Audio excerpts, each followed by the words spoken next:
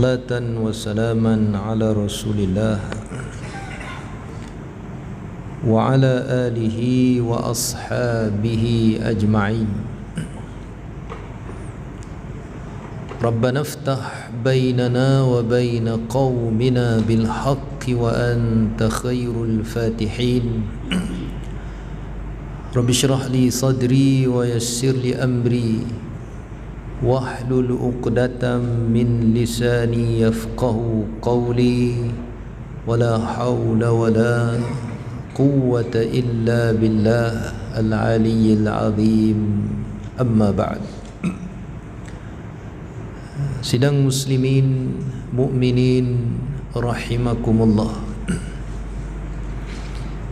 kita rafa'kan sepenuh rasa syukur kepada Allah Subhanahu wa taala pada malam ini dapat kita meneruskan kuliah tafsir walaupun dalam suasana PKP, namun alhamdulillah masjid kita masih terus dapat kita imarahkan.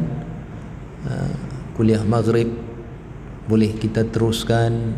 Mudah-mudahan Allah memberkati dan merahmati kita, dan kita terus berdoa agar ujian wabak ini Allah angkat daripada kita, seperti mana doa imam tadi dan doa kita lah, doa yang ma'thur yang diajar oleh Nabi sallallahu alaihi wasallam. Allahumma inna na'udzubika minal baras wal junun wal juzam wa min sayyi'il asqam ila akhiril hadis doa. Mudah-mudahan Allah pelihara kita.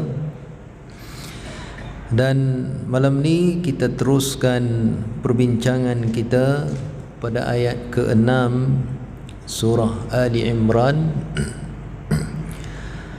Firmanullah subhanahu wa ta'ala, huwallazi yusawwirukum fil arhami kaifa yasha'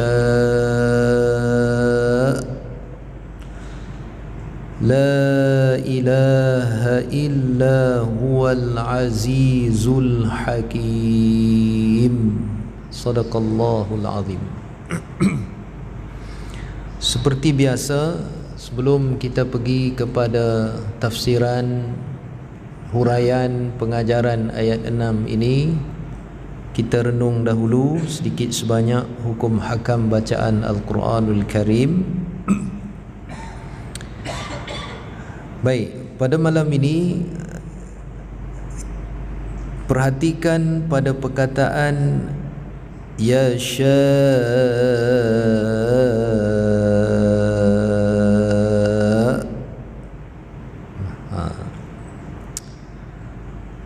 Di situ macam kita bincang pada kuliah yang lepas, sama dengan ayat kelima.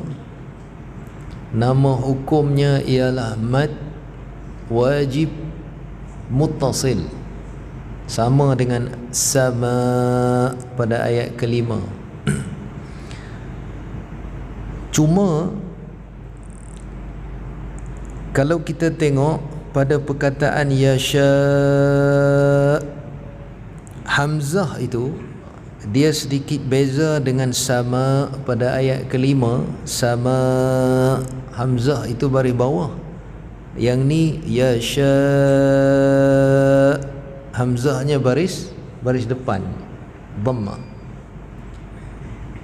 Mudah-mudahan tuan-tuan dah jelas mad wajib ni.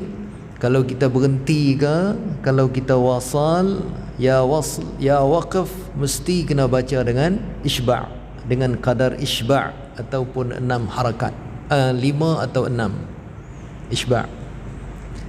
Jangan tertukar jadi mad arid ke, tidak, kerana dia yathbut waslan wa waqfan. Jadi kita berhenti pun isba' 5 harakat, kita wasal pun 5 harakat. Cuma sedikit tambahan, kerana hamzah kalau kita wakaf kat situ, hamzah dekat situ baris depan, Maka kata guru kami, sunat kita muncungkan mulut kita bila kita wakaf. Namanya ishmam. Namanya ishmam. Huwallazi yusawwirukum fil arhami kaifa yasha'.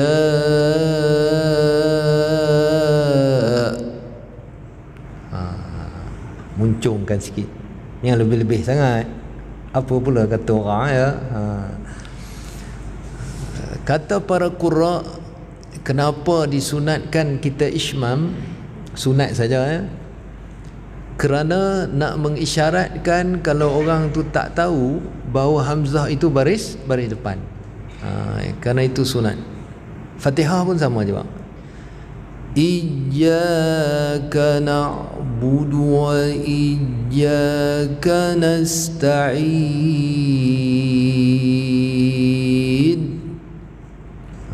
Sunat.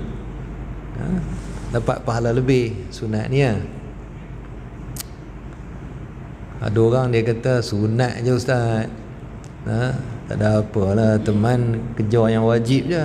Yang sunat ni payah juga macam tu ya. Sepatutnya kita dalam amalan ini yang wajib tu memang kita fokus lah. Yang sunat tu, kata guru kami, siapa yang hanya mengejar wajib, dia hanya mengejar nasi putih saja. Lauknya tak ada. Seolah-olahnya. Kalau tuan-tuan nak lauk macam-macam, yang sunat tu. Tu satu. Yang kedua, walaupun perkara itu sunat, kata guru kita Pak Teh Latif dulu, kalau boleh dalam semua amalan ini, kalau kita tahulah, kalau kita mengaji dan kita tahu, kita buat, supaya bila Allah isytiharkan mereka yang dapat pahala itu, pahala ini, nama kita naik di sana nanti, di padang mahsyar nanti nama kita naik. Umpamanya sembahyang duha, orang yang buat sembahyang duha 12 rakaat, ni senarai dia, nama kita ada. Orang yang berjaya mengislamkan contohnya, nama kita ada, pahala-pahala yang besar-besar. Dan yang kecil-kecil pun lah. Puasa contohnya, orang yang berpuasa Arafah, berpuasa Ashura, ni dia senarai dia, nama kita ada. Biar semua yang diisytiharkan itu nama kita ada. Ya, mudah-mudahan. Baik. Satu lagi tuan-tuan, selepas itu ada satu lagi mad, namanya mad jaiz munfasil. La ilaha illa huwal azizul hakim. La di situ namanya mad jaiz munfasil. Kerana lepas huruf mad tu ada hamzah, tapi dalam dua kalimah. Yang tadi ya sya itu dalam satu kalimah. Baik. Apabila berdekat mad wajib dengan mad jaiz, khususnya kalau kita baca wasal, apabila dekat, duduk dekat mad wajib dengan mad jaiz ni atas tarik Syatibi hanya boleh baca tawassut awal isba' 4-5. Kalau tarik jazari boleh baca qasr, boleh baca 2. Jadi ada option pada mad jaiz. Tapi bila dia duduk dekat macam ni, kalau boleh kita samakan harakat dia. Ada tayyib. Satu bagus. Kalau mad wajib tadi kita baca 5, mad jaiz tu pun 5. Bani Israel.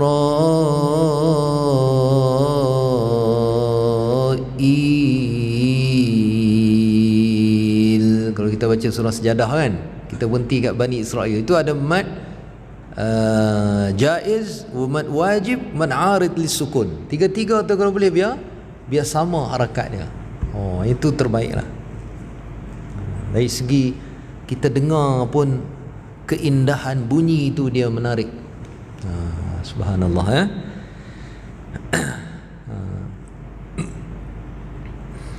Baik, muslimin, mukminin rahimakumullah. Baik, mari kita tengok apa pengajaran daripada ayat 6 ini yang panjang kalau kita nak ulas ya. Allah menyebut dalam ayat ini huwallazi, dialah yang, huwa dia yang merujuk kepada Allah Subhanahu wa ta'ala. Ada setengah orang, ada setengah,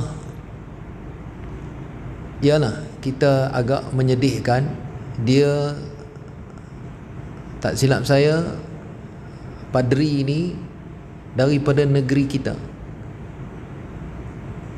Saya tak pasti apa jadi pada dia, tapi dalam YouTube kita tengok tu memang ada.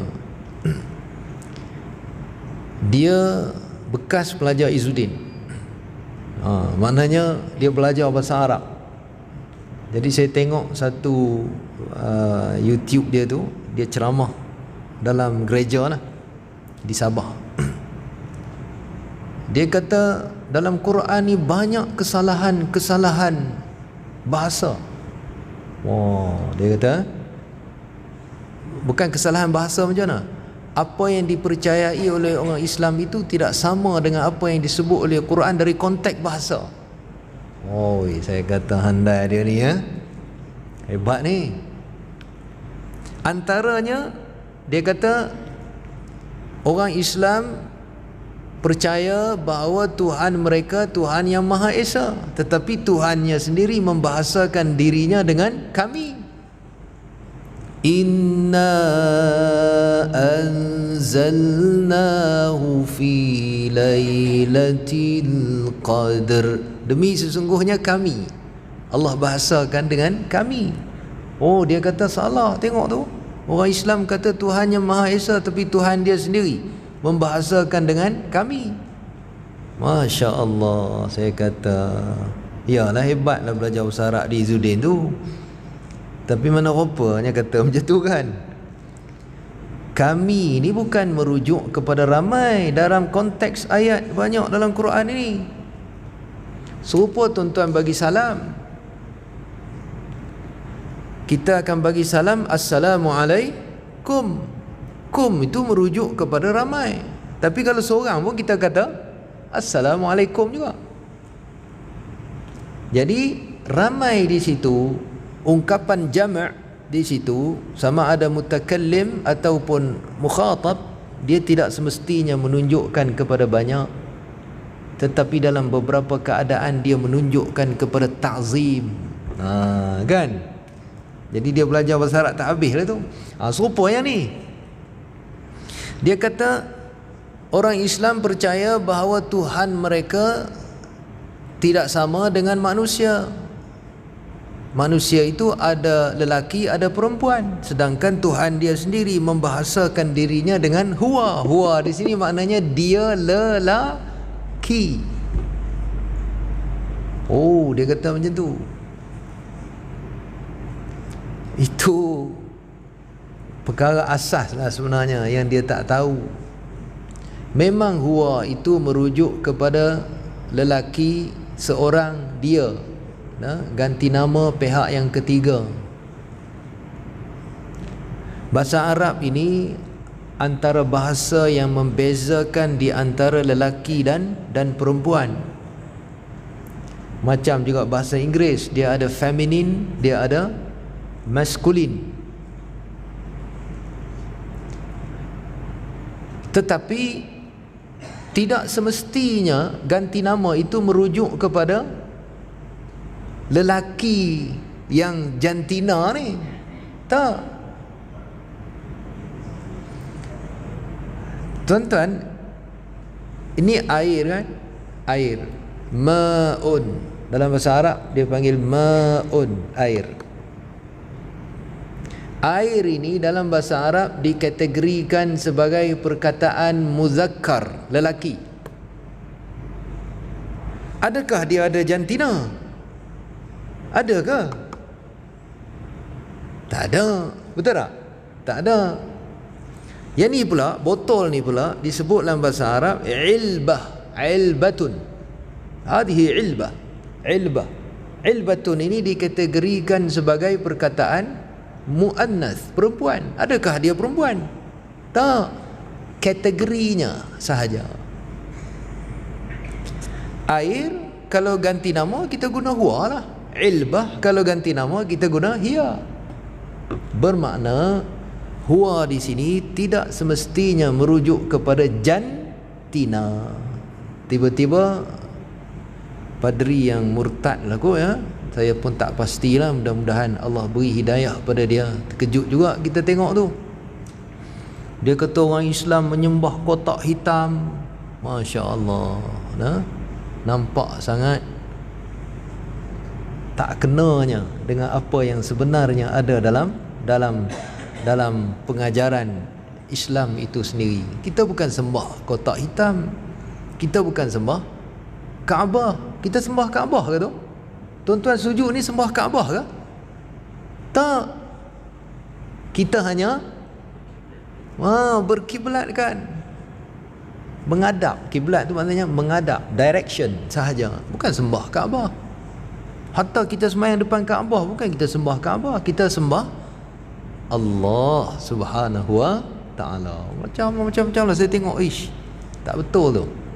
Tapi kalau orang Kristian orang yang benci pada Islam dengar, dia kata ni lah, padahal ianya adalah sebaliknya. Baik, dialah yakni Allah Subhanahu wa taala yusawwirukum, yang membentuk kamu itu, yang menjadikan kamu, yang menciptakan kamu. Tengok Allah guna perkataan sawwara. Maknanya bila membentuk tu ada segmen-segmennya. Bila kita buat satu benda kan, mula-mula yang ni, langkah seterusnya yang ni, kemudian langkah seterusnya yang ni, itu makna sawwara. Allah yang mencipta kita, dia kata. Baik, Allah nak jelaskan penciptaannya di mana? Fil arham, di dalam rahim ibu. Subhanallah tuan-tuan. Mari kita tengok beberapa ayat lain yang Allah cerita tentang penciptaan dia. Unik tuan-tuan. Subhanallah. Tak mungkin Nabi kita Muhammad sallallahu alaihi wasallam 1400 lebih tahun yang dulu mengetahui fakta ini. Ketika Quran turun, zaman itu tak mungkin orang tahu tentang fakta-fakta embryologi ini. Tak mungkin.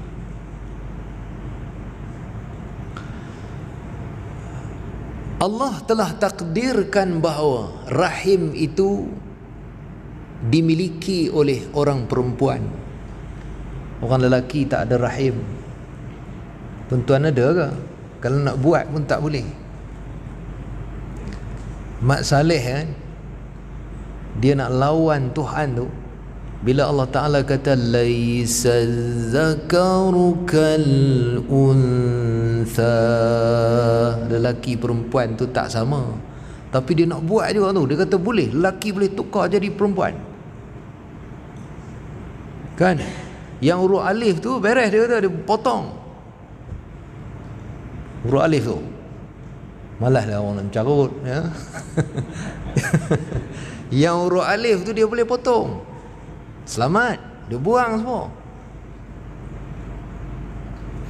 dia nak beranak. Saya baca artikel, kita tengok orang perempuan sakit beranak, kalau boleh tak mau lah. Dia nak beranak, dia buat transplant. Dia ambil rahim daripada orang perempuan lain, transplant, dia pasang dekat dia. Akhirnya matilah orang itu. Tak mungkin, tuan-tuan. Baik, tak apa, kita tak sebut, kita nak sebut, kita nak tengok uniknya makhluk Allah yang bernama rahim ini dan penciptaan manusia di alam rahim. Baik, kita tahu dah,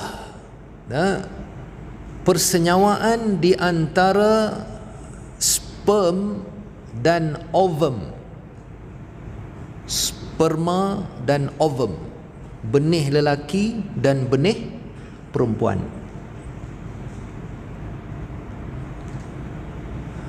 Dalam bahasa fiqh disebut lahzah. Tu yang kata 6 bulan 2 lahzah, saat dia disenyawakan. Sperm lelaki ni akan berenang melalui fallopian tube orang perempuan itu, ovari. Ovum akan tunggu untuk disenyawakan. Subhanallah, tuan-tuan.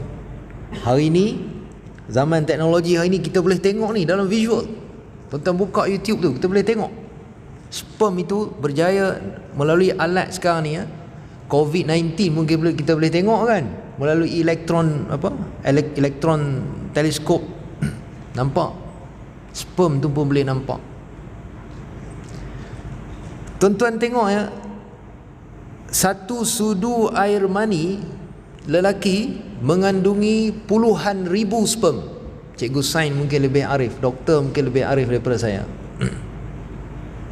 Ada puluh ribu satu sudu teh tu. Biasanya satu sudu teh je.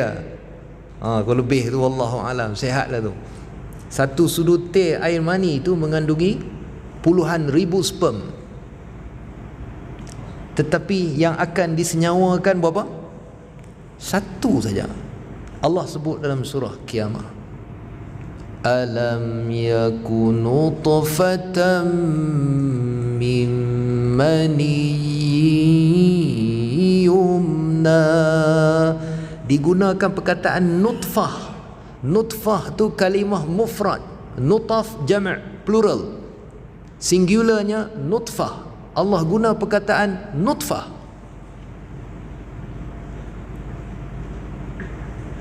Nak mengisyaratkan bahawa, dan ada partikel min tu. Min tu nak menunjukkan tab'id, sebahagian. Allah buat benda tu, dia tahulah. Daripada ribuan, puluhan ribu sperm yang dilepaskan itu, hanya satu yang akan disenyawakan. Allah sebut.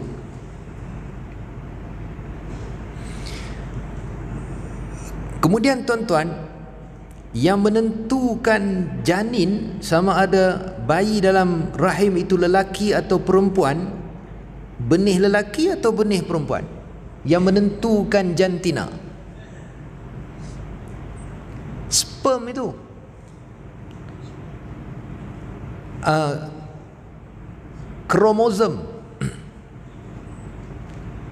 Kromosom lelaki 22 XY, kromosom orang perempuan 22 XX. Maknanya siapa yang benih mana yang menentukan jantina? Dia kalau XX tu perempuan, kalau XY lelaki. Allah menyebut dalam surah An-Najm, wa annahu khalaqaz zawjaini dzakara wal untha. Dalam surah Najm Allah Taala sebut, benih lelaki lah yang akan menentukan.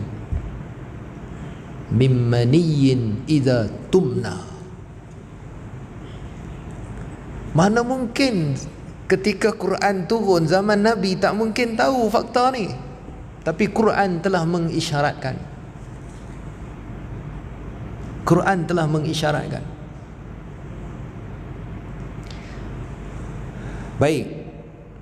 Kemudian tuan-tuan, lebih kita teruja dengan kenyataan Quran. Bila kita baca surah Mu'minun, gabungkan ayat ini dengan surah Mu'minun dan surah Al-Hajj.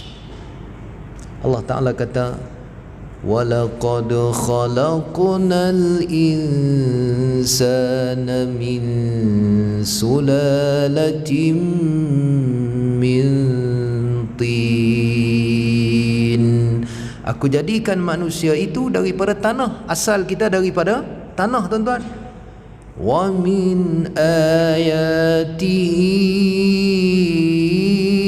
أَنْ خَلَقَكُمْ مِنْ تُرَابٍ. Dalam ayat lain Allah Ta'ala sebut min salsalim min hama'im masnun. Daripada tanah kita.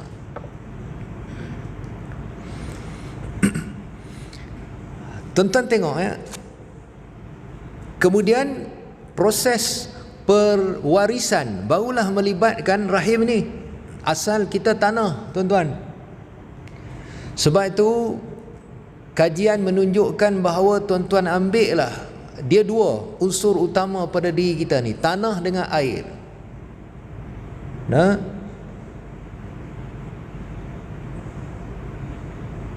tanah dengan air. Dalam surah Fussilat Allah Ta'ala sebut Allah jadikan kita daripada air. Bila kita uji ekstrak ni, sel kita ni, kita ekstrak ni, ada sebut dalam sebuah tulisan para siswa kedoktoran di Universiti Al-Azhar. Bila kita ekstrak ni, semua kandungan sel kita ni ada pada tanah. 22 jenis. Tanah tu banyak dia punya komponen dia.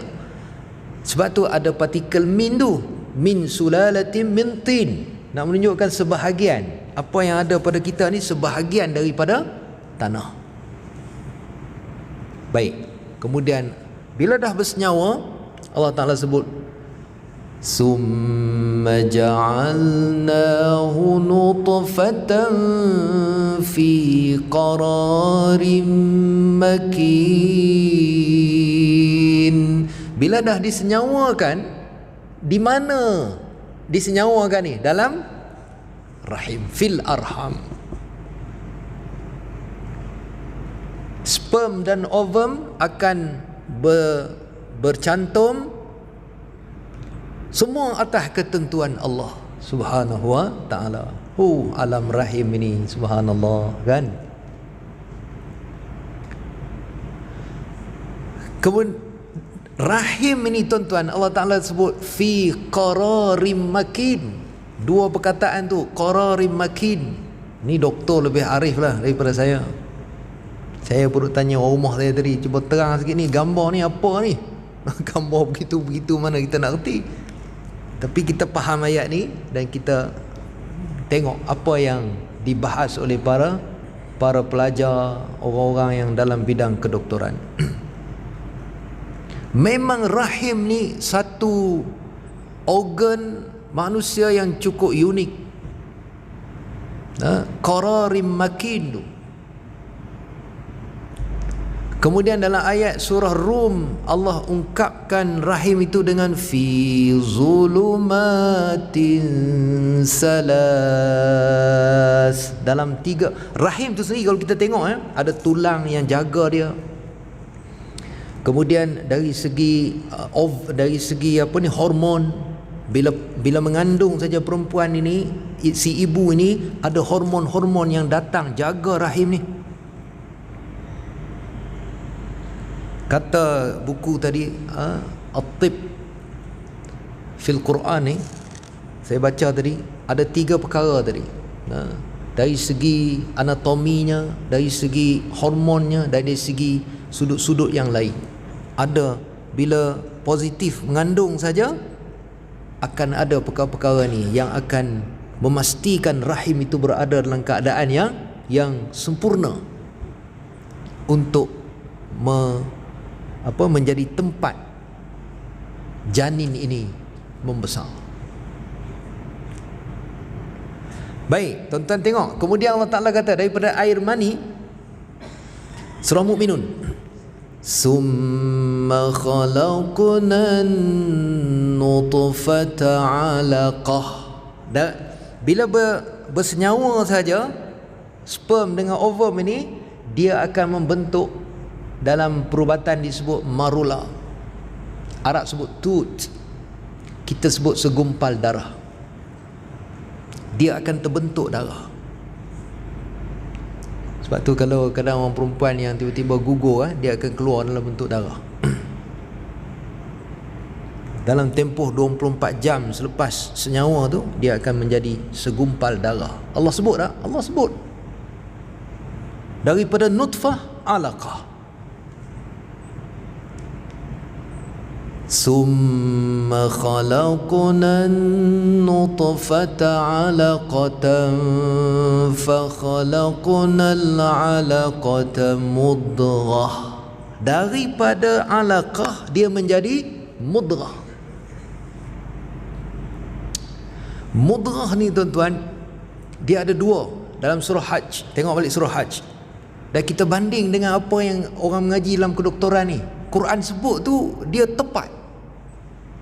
Bila sampaikan mudghah, surah Mukminun tak sebut, surah Hajj sebut mudghatim mukhallaqatin wa ghairi mukhallaqah. Dia bahagi dua.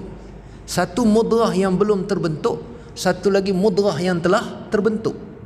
Sebab apa? Dalam tempoh mudghah ni, dia selepas 3 bulan. Selepas 3 bulan barulah terbentuk macam manusia dalam rahim ibu ni. Baru terbentuk macam manusia. Sebelum tu dia macam panjang macam tu saja. Macam tu, tak terbentuk lagi. Sebab tu Allah bezakan. Allahu Akbar. Kemudian selepas mudghah, Allah Ta'ala ubah gaya bahasa. Jangan summa khalaqna nutfata 'alaqatan fa khalaqna al-'alaqata mudghah fa khalaqna al-mudghata 'idhama. Dalam surah Hajj tu Allah ubah bahasa, summa ansha'nahu khalqan akhar. Surah Mukminun pun sama. Bila dah selepas tempoh tu, barulah Allah kata terjadinya khalqan akhar, makhluk yang lain, artinya manusia. Akan sampai satu peringkat dalam tempoh 4 hingga 6 bulan. Dalam tempoh 4 hingga 6 bulan, ibu akan merasa kandungannya mula bergerak, terasa dalam rahim dia. Kita tak ada pengalaman tu. Kita tak ada. Itulah besarnya ibu-ibu na. Memang pun Nabi suruh taat pada ibu berapa? 3 kali 3. Sebab tu kita bapak-bapak ni kena terimalah hakikat. Kalau anaknya tu cenderung kepada, anak-anak kita cenderung kepada ibu, fahamlah kita. Betul. Susah tuan-tuan nak beranak. Susah. Allah sebut sendiri, wawasainal insan. Dalam surah Ahqaf Allah Ta'ala sebut wahnan, surah Luqman wahnan ala wahn. Perkataan kurhan digunakan dalam surah Ahqaf. Surah Luqman Allah Ta'ala sebut susah tuan-tuan. Itu yang sepatutnya bila isteri kita nak bersalin, bacalah surah Maryam. Ni isteri duk nak bersalin, dia duk kedai mamak, kedai ni, ya kan? Tak sepatutnya lah. Saya pesan kawan-kawan, ibu pasangan yang baru kahwin, nanti bila isteri nak bersalin baca surah Maryam, hafal siap-siap surah Maryam. Ini duk huha aja kan. Baik. Dia Quran ubah gaya bahasa. Summa ansha'nahu khalqan akhar fatabarakallahu ahsanul khaliqin. Kemudian tengok surah Isra dan surah Sejadah hari Jumaat pun kita baca. Allah jadikan mana dulu? Sam' pendengaran ke penglihatan dulu? Allah jadikan pendengaran dulu. Sam'a wal absara wal af'idata qalilan ma tashkurun. Telinga dulu, panca indera telinga. Sebab tu tertib dalam Quran ni dia ada makna tertib. Kenapa Quran sebut pendengaran dulu, lepas tu baru penglihatan? Ada makna dia. Kenapa dalam ayat Quran jin dan manusia? Kadang-kadang Allah sebut manusia dulu, kadang-kadang Allah Ta'ala sebut jin dulu. Wa ma khalaqtul jinna wal ins. Allah sebut mana dulu? Jin ke manusia dulu? Jin dulu. Nak cerita kata dalam kejadian ini siapa jadi dulu? Jin ke manusia? Jin dulu. Tetapi ketika Allah mencabar siapa yang boleh buat macam Quran, Allah cabar siapa? Manusia dulu. Qul la in ijtama'atil insu wal jin. Nampak? Ins dulu. Allah cabar manusia. Jin dia tak melawan Quran sangat. Yang lawan Quran siapa? Manusia lawan. Jin dia tak lawan. Dia kapir-kapir dia ikut nah. Dia tak lawan. Hak lawan Quran ni manusia. Tapi ketika Allah bicarakan tentang yang nak pergi ke ambil perkhabaran langit, ya ma'syaral jinni wal ins in istata'tum an tanfudhu min attaris samawati wal ardh fanfudhu. Sebab jin yang nak naik atas ni. Manusia kurun ni baru boleh sampai ke angkasa lepas, baru boleh sampai ke bulan, kurun yang lepas. Jin ni memang nak sangatlah naik, nak curi perkhabaran di langit tu. Jadi tertib tu dia ada makna dalam Quran. Allah Ta'ala sebut perkataan ni dulu, lepas tu baru perkataan ni ada makna dia. Baik. Kemudian tuan-tuan, Allah kata di sini tu sebahagiannya yang saya sebut tu rahsia ilmu embryologi dalam Quran ni, tu sikit je saya sebut tuan-tuan. Maka sampai masa keluarlah bayi ini. Nukhrijukum tifla. Ya Allah tuan-tuan, ada orang kata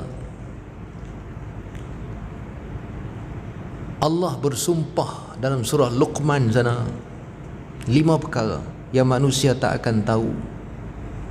Aku yang lebih tahu. Allah Ta'ala kata, Innallaha indahu ilmus sa'ah. Bila kiamat nak berlaku, aku je tahu. Manusia boleh nak predik begitu begini, tapi berlaku ataupun tidak belum pasti. Wa yunazzilul ghaith. Hujan nak turun, aku yang tentukan. Walaupun manusia boleh nak membuat pembenihan hujan, tapi belum tentu turun. Begitulah dia. Allah Ta'ala kata, wa ya'lamu ma fil arham. Dialah Allah Ta'ala yang mengetahui sebenar-benarnya dalam rahim itu. Walaupun teknologi hari ni tuan-tuan, rasanya saya dah sebut kat sini, walaupun ada scan, kita boleh scan kandungan dalam rahim tu pakai 3D lagi. Ni cerita betul ni. Dia sewel sekejap kerana dia tak dapat anak lelaki, dia nak anak lelaki. Anak dia perempuan, dia nak anak lelaki. Tiba-tiba dia pergi scan dekat doktor pakar non muslim tu, kata ini kali lelaki. Tuan-tuan tahulah aku cakap macam tu kan. Muslim ke non muslim tu? Tambah sikit lagi lah, 2 minit lagi. Ibu ni pun, kenapa doktor yakin betul lelaki? Seronok dia dapat anak lelaki. Puan tara nampak ke itu 2 biji? 2 biji. 2 biji lelaki ke perempuan, tuan-tuan? Nampak 2 biji tu. Doktor ni kata lelaki, tapi Allah dah sebut, tuan-tuan, Dia yang lebih mengetahui dan Dia yang menentukan. Kamu hanya boleh mengkaji, membuat perhitungan itu dan ini, tetapi yang menentukan ialah Dia. Seronoklah pergi ke, dah beli, buat preparation, beli apa, baju baby lelaki lah, anak lupa dah insya-Allah ni. Padahal dalam surah Kahfi Allah Ta'ala kata benda akan datang ni, wala taqulanna li syai'in inni fa'ilun zalika ghada illa an yasha Allah. Tuan-tuan tahu bila keluar lelaki ke perempuan? Keluar perempuan, sewel sekejap, lepas tu normal balik lah. Tuan-tuan, jangan satu akidah dah lari tu. Kalau bila doktor tu kata lelaki, kita pun percaya satu, padahal Allah Ta'ala dah kata, akidah kita mengajar kita yang menentukan urusan rahim itu ialah Allah Subhanahu wa Ta'ala. Baik, panjang ayat ni, tuan-tuan. Kalau kita nak hurai dari sudut itulah.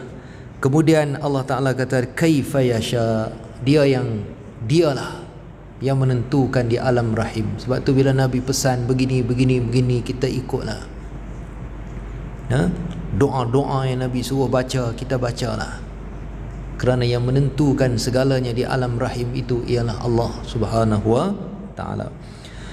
Baik, kita ringkaskan. Kemudian Allah tutup ayat ini dengan kalimah tauhid juga. La ilaha illahu, tiada Tuhan melainkan Dia. Tuan-tuan ya, Dia huwa al-azizul hakim, yang maha perkasa lagi maha bijaksana. Makna bijaksana tu sempurna Allah Ta'ala buat kita tu ya. Subhanallah. Mudah-mudahanlah dengan kita memahami ilmu kemukjizatan Quran ini, mengukuhkan keimanan kita kepada kebenaran Al-Quran dan keyakinan kita kepada yang menurunkan Al-Quran ini, yaitu Allah Subhanahu wa Ta'ala. Hingga bertemu lagi pada bulan hadapan insya-Allah. Aqulu qawli hadza wa astaghfirullahal azim li wa lakum. Wassalamu alaikum warahmatullahi wabarakatuh. Bismillahirrahmanirrahim.